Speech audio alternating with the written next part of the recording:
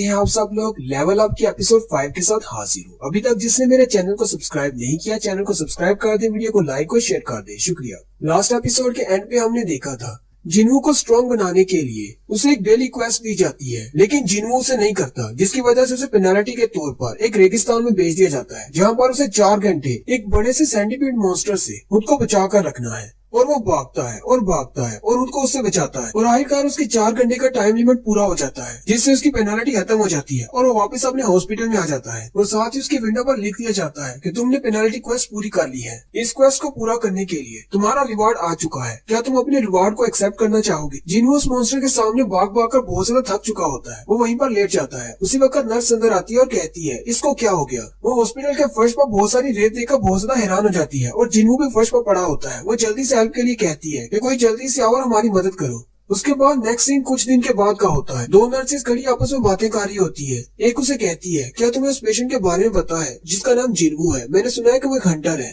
दूसरी नर्स उसे कहती है हाँ मैंने सुना है, मैं उसे रोजाना देखती हूँ। हालांकि उसकी हालत खराब थी, इसी वजह से उसे हॉस्पिटल लाया गया था, लेकिन फिर भी वो रोजाना सुबह उठकर रनिंग करता है। मैंने डॉक्टर को इसके बारे में बताया था। डॉक्टर ने कहा कि हंटर्स नॉर्मल इंसान के मुकाबले में जल्दी रिजनरेट करते हैं, इसलिए वो जैसा कर रहा है उसे करने दो, उसको एक्सरसाइज करने दो। दूसरी नर्स उसे कहती है खिड़की से बाहर देखो, वो अभी भी रनिंग कर रहा है। जिन्वू भागते हुए कहता है उस वाकये को पेश आए 4 दिन गुजर चुके हैं और मैं 4 दिन से लगातार वर्कआउट कर रहा हूँ। मुझे कुछ चीजों के बारे में पता चला है। पहली बात ये कि मेरे सामने से जो विंडो ओपन होती है ये कोई इल्यूजन नहीं है, और दूसरी बात ये सिर्फ मुझे ही दिखाई देती है और किसी को भी दिखाई नहीं देती। जिन्वू अपनी डेली क्वेस्ट पूरी कर लेता है और साथ ही उसे ऑप्शन दिया जाता है कि डेली रिकवरी का ऑप्शन प्रेस करो। जिन्वू उसे जैसे एक्सेप्ट करता है उसकी सारी फटीग खत्म हो जाती है, यानी भाग भाग कर जितना भी वो थक जाता है अपनी एक्सरसाइज करके उसका सारी थकान खत्म हो जाती है। मोफेंग कहता है पता नहीं ये किस किस्म का मैजिक है, लेकिन डेली क्वेस्ट की एक्सरसाइज करने के बाद मैं बहुत ज्यादा थक जाता हूँ, लेकिन रिकवरी का ऑप्शन दबाते ही मेरी सारी थकान खत्म हो जाती है और मैं बिल्कुल नॉर्मल हो जाता हूँ। यही नहीं, मुझे डेली के स्टैट पॉइंट्स मिलते हैं। इसके अलावा मुझे गिफ्ट बॉक्स भी मिलते रहते हैं जिनमें अजीब सी चीजें निकलती है। मैं अपने स्टैट पॉइंट्स को अपनी एजिलिटी और अपनी हेल्थ को बढ़ाने के लिए इस्तेमाल कर सकता हूँ। मैं अपने स्टैट पॉइंट्स को अपनी हेल्थ में, अपनी सेंस में या फिर अपने इंटेलिजेंट पॉइंट्स में जितना भी बढ़ाता जाऊंगा उतनी ज्यादा मेरी ये सारी चीजें बढ़ती जाएंगी। अभी के लिए मेरा लेवल सिर्फ 1 है। मुझे लगता है कि शायद मेरा लेवल बढ़ने से मेरे बाकी के स्टैट पॉइंट्स में बढ़ेंगे। इसके अलावा मेरे पास एक मेन्यू है जिसमें मेरे पास स्किल्स है और इन्वेंटरी का ऑप्शन है, जहाँ पर मैं अपने वेपन्स रख सकता हूँ और अपनी उठाई हुई चीजों को वहाँ पर स्टोर कर सकता हूँ। ये तो बिल्कुल एक गेम की तरह है जो कि पता नहीं किस सिस्टम की वजह से कंट्रोल हो रहा है। फिर 1-2 दिन गुजरने के बाद जिन्वू अपनी रिसेप्शन वाली नर्स के पास जाता है और उसे कहता है मुझे कुछ देर के लिए छुट्टी चाहिए, मुझे हॉस्पिटल से बाहर जाना है। नर्स उसे कहती है लेकिन तुम्हें कहाँ पर जाना है? जिन्वू उसे कहता है मुझे कुछ काम है, वो निपटा कर आता हूँ। नर्स उसे जाने देती है। जिन्वू वहाँ से सीधा हैपजोंग स्टेशन पर आ जाता है। असल में ये भी उसकी एक क्वेस्ट होती है। जिन्वू को रिवॉर्ड के तौर पर एक गिफ्ट बॉक्स में एक की मिलती है। जिन्वू के हाथ में वो की होती है। जिन्वू कहता है मुझे देखना है कि ये की क्या काम करती है। जिन्वू कहता है उस गिफ्ट बॉक्स में बहुत सारी चीजें निकलती हैं, कई बार बहुत ही बेकार चीजें जैसे बैंडेज और पेन्स वगैरह निकलते हैं, लेकिन कभी कभी इस तरह की चीजें भी निकल आती हैं। उस की के बारे में लिखा होता है कि ये एक ऐसी की है जिसकी मदद से तुम एक इंस्टेंट डंजन बना सकते हो, लेकिन तुम इस की को सिर्फ हैपजोंग स्टेशन के 3rd फ्लोर पर ही इस्तेमाल कर सकते हो। जिन्वू कहता है पता नहीं ये वाकई में काम करेगी या नहीं, क्योंकि डंजन्स अपने आप ओपन होती है, किसी की से नहीं हो सकती। लेकिन शायद ऐसा हो भी सकता है क्योंकि मेरे साथ जो कुछ भी हो रहा है वो बहुत ज्यादा अजीब है। शायद ये सब कुछ डबल वेकनिंग की वजह से हो रहा है, यहाँ पर मेरी डबल वेकनिंग होने वाली है। जिन्वू उस की को अपने हाथ में पकड़ता है और कहता है अगर दूसरे लोगों को इस बारे में पता चल गया कि सबसे वीकेस्ट हंटर को डबल वेकनिंग मिल गई है तो वो लोग तो मेरे ऊपर बहुत ज्यादा हंसेंगे, इसलिए मुझे पहले ट्राई करना होगा क्या वाकई में मुझे डबल वेकनिंग मिली है या नहीं। जिन्वू कहता है मुझे अपनी रनिंग एबिलिटी पर पूरा भरोसा है, पर इस की से डंजन ओपन होने के बाद वहाँ पर बहुत ज्यादा मॉन्स्टर्स हुए तो मैं वहाँ से जल्दी से भाग आऊंगा। मोफेंग हैपजोंग स्टेशन के 3rd फ्लोर पर चला जाता है और वहाँ पर जाकर अपनी चाबी को घुमाता है, जिसकी वजह से बहुत सारी एनर्जी निकलती है और एक पोर्टल ओपन होता है।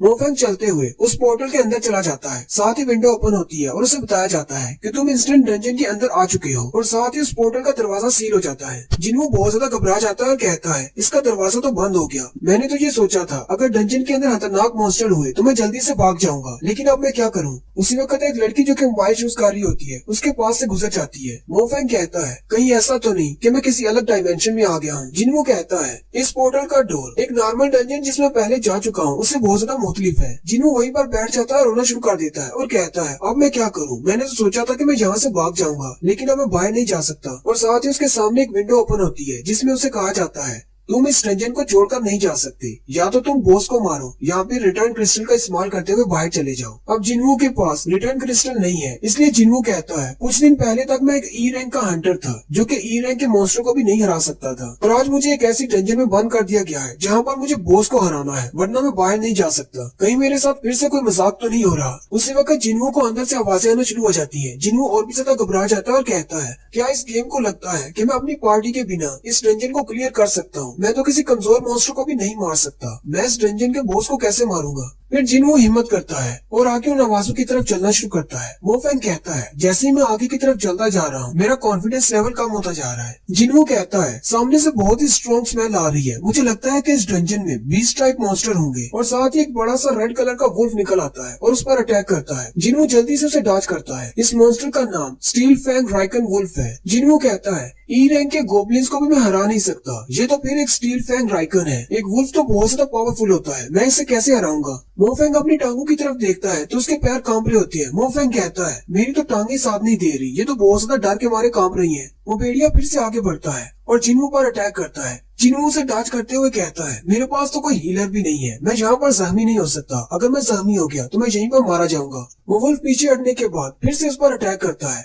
जिन्वू पीछे की तरफ बैक फ्लिप करते हुए उसको डॉज करता है। जिन्वू कहता है, मुझे लगता है शायद मेरी एक्सरसाइज की वजह से मेरी बॉडी बहुत ज्यादा इलास्टिक हो गई है, अब मेरी बॉडी पहले से ज्यादा लाइट है। जिन्वू उसके ऊपर से जंप मारते हुए नीचे आकर खड़ा हो जाता है और उसे कहता है, मैं मौत के मुंह से वापस आया हूँ, मुझे जिंदगी जीने का दूसरा मौका मिला है, मैं तुमसे डरने वाला नहीं हूँ, मुझे अभी और स्ट्रॉन्ग बनना है, मैं अभी नहीं मर सकता। और साथ ही वो पंच मारता है उस भेड़िए के मुंह पर, जिससे वो भेड़िया दूर जाकर गिरता है। जिन्वू खुद भी ये देखकर बहुत ज्यादा हैरान हो जाता है और कहता है, मेरे पास इतनी ज्यादा पावर कैसे आ गई? कहीं इस वजह से तो नहीं, मैंने अपने स्टैट पॉइंट्स को अपनी स्ट्रेंथ में डाल दिया था। लेकिन साथ ही वो सामने की तरफ देखता है तो वो स्टील फैंग राइकन फिर से उठ खड़ा होता है। जिन्वू कहता है, मेरे पास अभी जितनी भी स्ट्रेंथ है वो इसको हराने के लिए काफी नहीं। लेकिन जिन्वू पहले से थोड़ा सा कॉन्फिडेंट हो जाता है और वो फिर से उस पर पंचेस मारना शुरू करता है, लेकिन उस भेड़िए पर कुछ भी असर नहीं होता। जिन्वू कहता है, चाहे मेरे पास कितनी भी फिजिकल स्ट्रेंथ क्यों ना हो, इन मॉन्स्टर्स की बॉडी पर इसका कोई असर नहीं होगा। जिन्वू को जब ये लगता है कि वो उसको नहीं हरा पाएगा, जिन्वू कहता है, अब मैं क्या करूं? मैं इसको नहीं हरा सकता, ना ही मैं यहाँ से बाहर निकल सकता हूँ। भेड़िया उस पर अटैक करता है, जिन्वू के कंधे पर अपना पंजा मारता है। जिन्वू कहता है, मेरे पास और कोई भी हंटर नहीं है, ना ही मेरे पास हीलर है, ना ही मेरे पास कोई वेपन है, मेरे पास सिर्फ मेरी बॉडी है, मैं अपनी बॉडी से इसको कैसे हरा सकता हूँ? काश मेरे पास कोई वेपन होता। उसी वक्त उसे याद आता है कि उसकी इन्वेंट्री में एक तलवार पड़ी हुई है जो कि उसने मिस्टर किम से ली थी। वो जल्दी से अपनी विंडो में अपनी इन्वेंट्री को ओपन करता है तो उसके अंदर वही तलवार पड़ी होती है। जिन्वू उस तलवार को वहाँ से बाहर निकाल लेता है और कहता है, मुझे नहीं पता कि ये तलवार यहाँ पर क्या कर रही है। और साथ ही वो उस तलवार को निकालते हुए उस वुल्फ की तरफ एक स्लैश लगाता है और उसे सेंटर से 2 टुकड़ों में काट देता है। उस एक वुल्फ के मरते ही उसी वक्त उसके सामने विंडो ओपन होती है जिसमें लिखा जाता है कि तुमने एक राइकन को मार दिया है, इसलिए तुम्हारा लेवल अप हो गया है। जिन्वू कहता है, मिस्टर किम ने बताया था कि उन्होंने इस तलवार को 3 मिलियन वॉन में खरीदा है, हालांकि मेरे पास इतने पैसे नहीं है, मैं तो ऐसी तलवार को छू भी नहीं सकता, लेकिन अब तलवार मेरे पास है तो मैं इसको इस्तेमाल कर सकता हूँ। और ये गेम की इन्वेंट्री तो बहुत ज्यादा अच्छी है, मैं इसमें कुछ भी स्टोर कर सकता हूँ। और उसी वक्त अंधेरे में से 2 और वुल्फ निकल कर आ जाते हैं।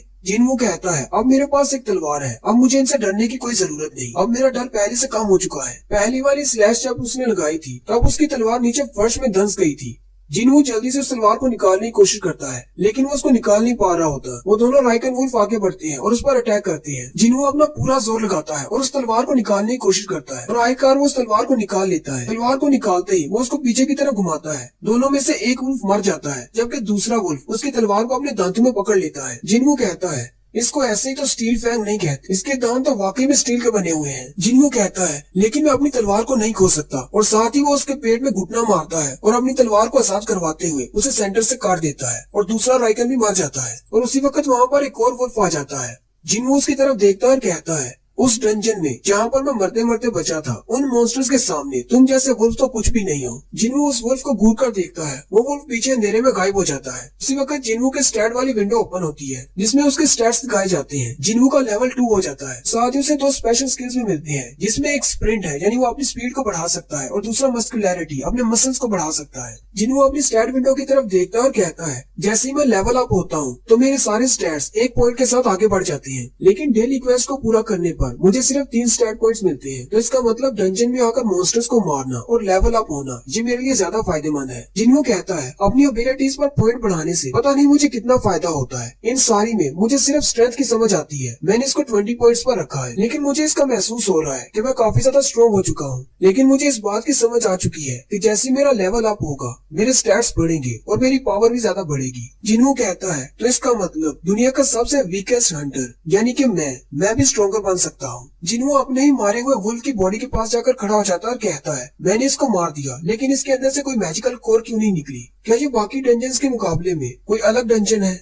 या फिर ये वाले मॉन्स्टर्स अपने पीछे कोर नहीं छोड़कर जाते? वहीं पर जिन्हों को एक राइकन फैंग मिलता है जो कि स्टील फैंग होता है। जिन्हों कहता है ये वाले मॉन्स्टर स्पेशल मैजिकल कोर तो नहीं छोड़कर जा रहे, लेकिन इस तरह की आइटम छोड़कर जा रहे हैं। और मेरे पास विंडो में एक स्टोर भी है जहाँ पर मैं इन चीजों को रख सकता हूँ या फिर बेच भी सकता हूँ। वहाँ पर खरीदने और बेचने का ऑप्शन होता है। जिन्हों खरीदने के ऑप्शन को क्लिक करता है, लेकिन कुछ भी नहीं होता क्योंकि उसका लेवल लो होता है, इसलिए उसे कहा जाता है तुम्हारा लेवल अभी लो है, इसलिए तुम कुछ भी खरीद नहीं सकते। अगर तुम चाहो तो अपनी चीजों को बेच सकते हो। फिर वो बेचने के ऑप्शन पर क्लिक करता है तो उसे वुल्फ के दांत के बदले में 20 गोल्ड दिए जाते हैं। जिन्हों कहता है पता नहीं 20 गोल्ड कितने होते हैं, मुझे इस करेंसी का नहीं पता। मुझे लगता है शायद ये डंजन ई रैंक के बराबर होगी। जिन्हों कहता है अब मुझे क्या करना चाहिए? मैं इस डंजन को छोड़ नहीं सकता जब तक मैं बॉस को नहीं मारता। लेकिन अगर मैं बॉस से फाइट करने के लिए यहाँ पर रुकता भी हूँ तो मेरे पास इतना राशन नहीं है, मैं यहाँ पर भूख से मर जाऊंगा। और अगर बॉस ई रैंक का भी हुआ फिर भी वो मुझसे ज्यादा स्ट्रॉन्ग है, मैं उसको हरा नहीं पाऊंगा। ना ही मुझे पता है कि रिटर्न क्रिस्टल कहाँ से मिलता है, मैं वापस कैसे जा सकता हूँ। उसी वक्त वो सामने की तरफ देखता है, वो पहले वाला वुल्फ जो कि चला गया था वो अपने साथ और भी बहुत सारे वुल्फ्स को लेकर आता है। वहाँ पर बहुत सारे वुल्फ्स इकट्ठे हो जाते हैं और यहीं पर हमारी एपिसोड 5 का एंड होता है।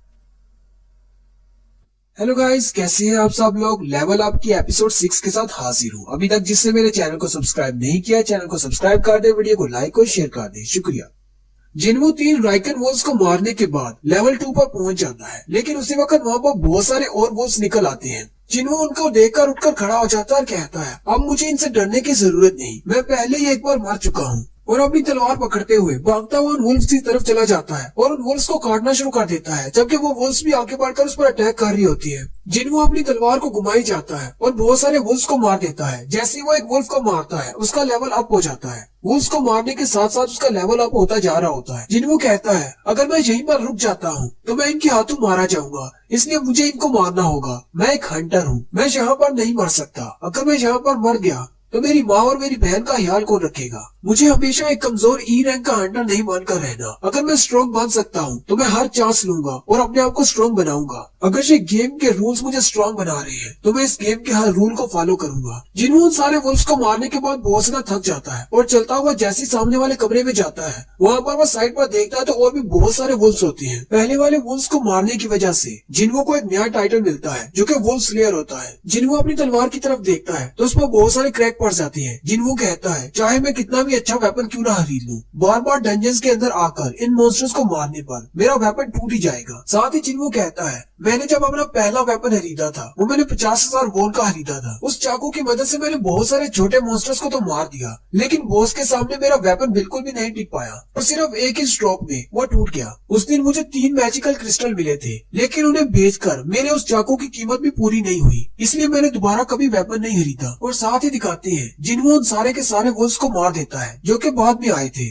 फिर जिन्हों अपनी इन्वेंटरी को ओपन करता है तो उसमें 34 वुल्फ फैंग्स होते हैं, जबकि 2 ट्रैवलर्स क्लॉथ होते हैं और उसे एक हार्ट स्टोन भी मिलता है जिसकी मदद से वो वापस जा सकता है डंजन से बाहर। जिन्हों उस हार्ट स्टोन को अपने हाथ में पकड़ लेता है और कहता है क्या मुझे वापस लौट जाना चाहिए, लेकिन साथ ही वो कहता है नहीं, मुझे वापस नहीं जाना। क्या पता दोबारा मुझे इस तरह की डंजन कभी ना मिले और मैं अपने आप को स्ट्रॉन्ग ना बना सकूं। आज मेरे पास मौका है, मैं अपने आप को स्ट्रॉन्ग बना सकता हूँ। अगर मैं इस डंजन से बाहर चला जाता हूँ तो क्या होगा अगर ये डंजन गायब हो गई? इसका मतलब मैं दोबारा इसमें नहीं आ पाऊंगा। तो मुझे क्या करना चाहिए? मुझे आगे बढ़कर बॉस से फाइट करनी चाहिए या फिर अभी वापस चले जाना चाहिए? यही सारी बातें करते हुए जिन्हों आगे की तरफ बढ़ता जाता है और रास्ते में जितने भी वुल्फ्स आते हैं उन सबको मारता जाता है। जैसे ही वो उनको मारता है उसका लेवल अप होता जाता है। जिन्हों कहता है जितनी बार मेरा लेवल अप होता है इन मॉन्स्टर्स को मारना मेरे लिए और भी ज्यादा आसान हो जाता है। जैसे जैसे वो डंजन में अंदर की तरफ जाता है वहाँ पर मंकी मॉन्स्टर्स और बहुत सारे रेजन मॉन्स्टर भी आ जाते हैं जो एक साथ उस पर अटैक करते हैं। जिन्हों कहता है ये डंजन तो एक गेम की तरह डिजाइन की गई है, सारे मॉन्स्टर्स एक ही पैटर्न के साथ अटैक करते हैं। वुल्फ्स नीचे से आते हैं, मंकी ऊपर से आते हैं, जबकि रेजन्स पीछे की तरफ से अटैक करती है। उसी वक्त एक मंकी ऊपर से जंप करता है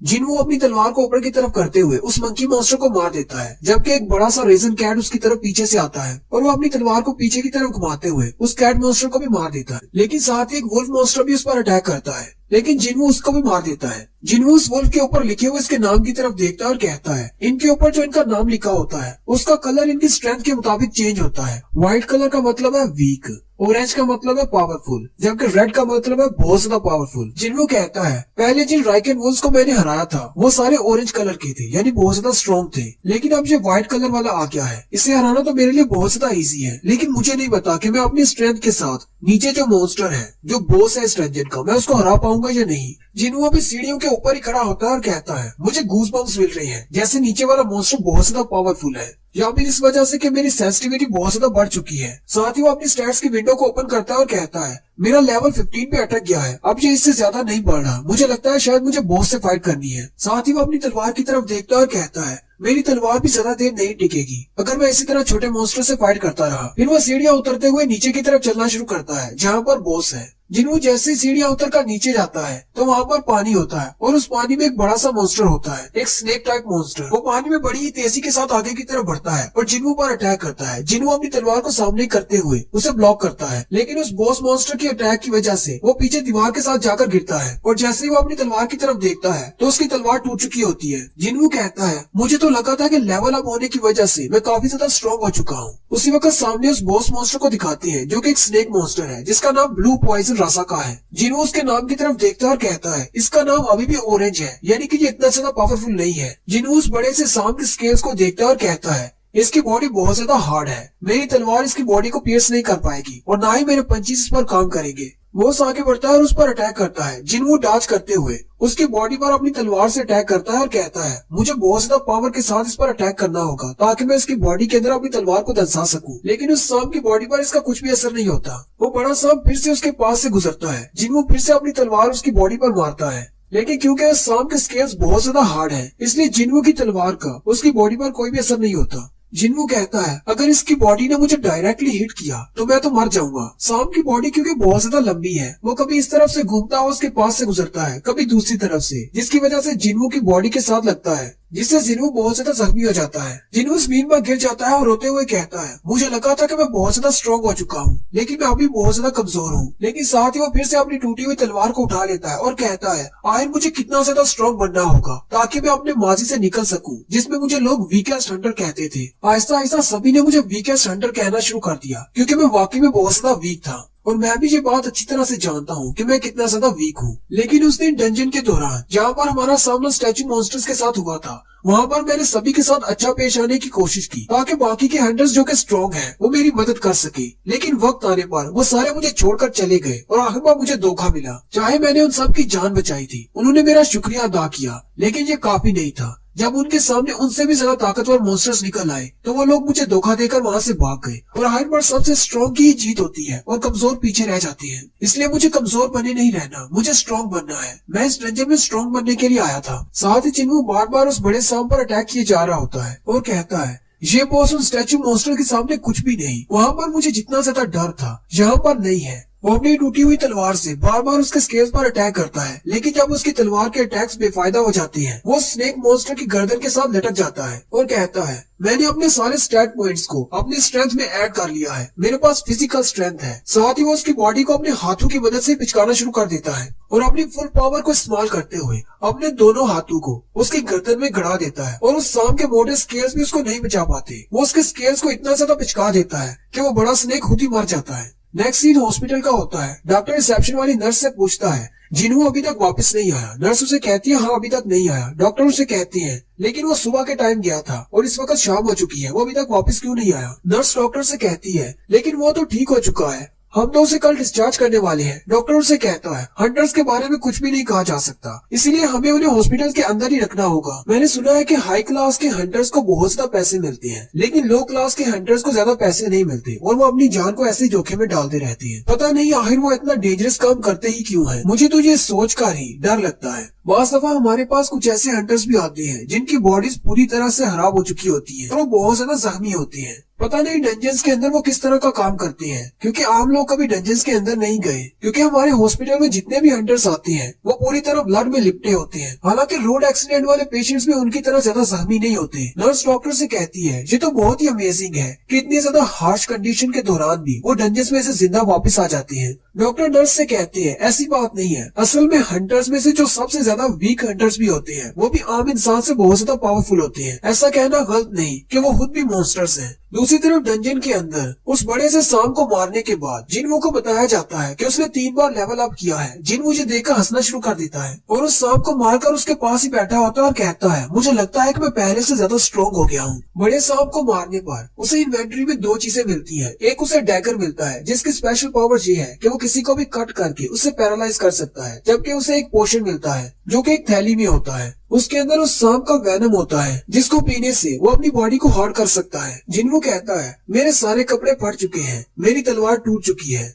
मेरी पूरी बॉडी जख्मों से कवर है, लेकिन मुझे एक नया डैगर मिल गया है जो कि मिस्टर किम की उस तलवार से ज्यादा बेहतर है। एक ऐसा डैगर जो कि हड्डी से नहीं बना बल्कि दांत से बना है, वो भी एक सांप के, और इसके अटैक स्टैट्स तो बहुत ही अच्छे हैं। मैं इससे किसी को भी पैरालाइज कर सकता हूँ या फिर ब्लीड इफेक्ट दे सकता हूँ। फिर वो अपनी उस थैली की तरफ देखता है और कहता है पता नहीं इसका क्या इस्तेमाल है, लेकिन मैं इसे अपनी इन्वेंट्री में स्टोर कर लेता हूँ, कभी इसका इस्तेमाल कर लूंगा। साथ ही उसके पास एक और विंडो ओपन होती है जिसमें बताया जाता है कि तुमने डंजन के बॉस को हरा दिया है, इसलिए ये सारी डंजन खत्म होने वाली है, सब कुछ नॉर्मल हो जाएगा। और वो सब कुछ वहाँ से पिक्सेलेट होकर गायब हो जाता है और जिन्वो हैबजंग स्टेशन पर ही खड़ा होता है। जिन्वो जैसे सीढ़ियां चढ़कर बाहर निकलता है कहता है पता नहीं टाइम क्या हो गया होगा। उसी वक्त बाहर बारिश भी हो रही होती है। सामने से एक सोल्जर आता है और जिन्वो से कहता है तुम कौन हो और यहाँ पर कैसे आए, क्या तुमने न्यूज के बारे में नहीं सुना? जिन्वो उसकी तरफ देखता है और कहता है ये तो एक सोल्जर है। वो उससे पूछता है क्या हुआ यहाँ पर? सोल्जर उसे कहता है क्या तुमने नहीं सुना? लेकिन साथ ही वो जिन्वो के हाथ में टूटी हुई तलवार देखता है। वो जिन्वो से कहता है क्या तुम एक हंटर हो? जिन्वो से कहता है हाँ मैं एक हंटर हूँ। सोल्जर उसे कहता है सर हंटर प्लीज इस तरफ आइए। बाकी के सारे हंटर्स मॉन्स्टर के साथ इस तरफ फाइट कर रहे हैं। वहीं पर सड़क के इर्द गिर्द बहुत सारे मॉन्स्टर्स मरे पड़े होते हैं। जिन्वो कहता है मुझे लगता है शायद किसी गेट में से मॉन्स्टर निकले होंगे।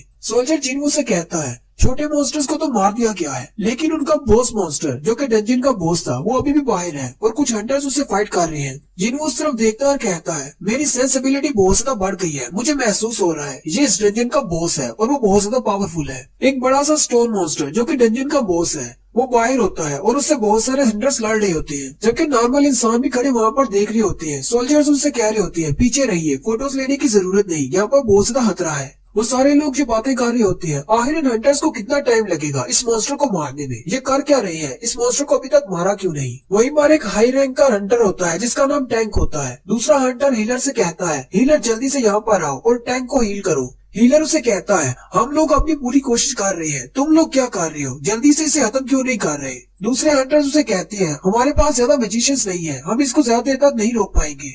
जिन्वो भी उन आम लोगों में आकर खड़ा हो जाता है और ये सब कुछ देखने लग जाता है। जिन्वो उन हंटर्स की तरफ देखता और कहता है इन हंटर्स के तो खुद ही रैंक बहुत ज्यादा लो है, 8 ई रैंक के हैं, जबकि एक ही डी रैंक का हंटर है, जबकि डी रैंक वाला भी टैंक है और वो सिर्फ उसको शील्ड कर सकता है, अटैक नहीं कर सकता। और हीलर्स इनके पास सिर्फ 2 ही हीलर हैं। जिन्वो की नजर जैसे ही दूसरे हीलर पर पड़ती है तो वहाँ पर मिस जूही होती है। एक लड़की उसे कह रही होती है तुम यहाँ पर क्या कर रही हो, तुमने कहा था कि तुम एक बी रैंक की हीलर हो, जल्दी से यहाँ पर आओ और हमें हील करो। लेकिन जूही उन स्टैचू मॉन्स्टर्स के हादसे की वजह से अभी भी मेंटली ट्रॉमा में होती है और वो उन सबको हील नहीं कर पा रही होती। और यहीं पर हमारी एपिसोड 6 का एंड होता है।